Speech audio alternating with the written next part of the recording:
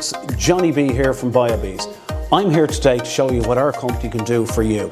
With our bee experience, we come along and bring along an observation hive packed with the Irish native honeybee, explaining the importance of the Irish native honeybee. Not just the Irish native honeybee, but pollinators as well. We have our sow and grow workshop where we encourage people to get out there, sow and grow herbs, vegetables, try to encourage pollinators into your green space.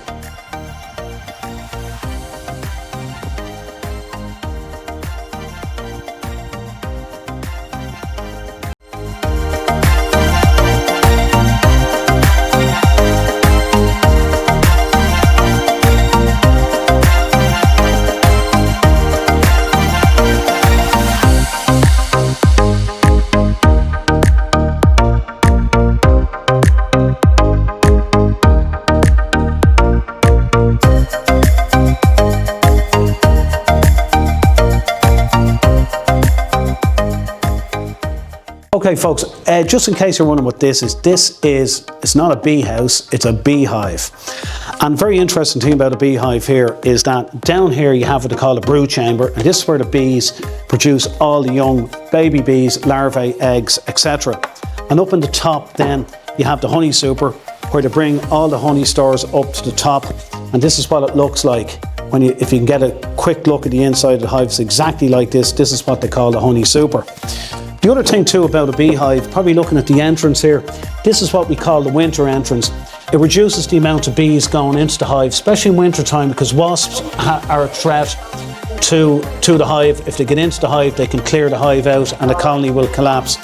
In the summertime, we take out this entrance block here, which allows more movement to bees, because you must remember the beehive would have about 50,000 bees in it.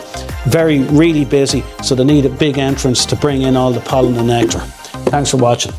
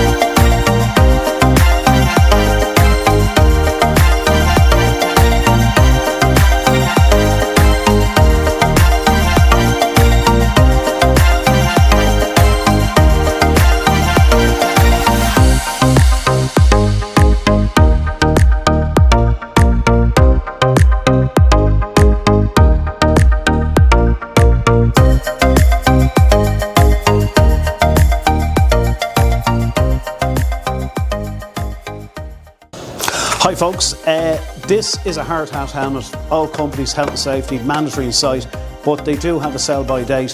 This one is out of date, so rather than chuck it into a skip, we're going to utilise it. We're going to use it to plant tumbling tomatoes. And what we do is, if you fill it with compost, like so, you don't overfill it. We get our tomato plant, and a big mistake too people make when they're transplanting out plants, they sort of pull them out of the pot. If you squeeze around the pot, and it'll come out nice and gentle. Don't break the root ball up, whatever you do. We'll pack it in here. We put the compost around it.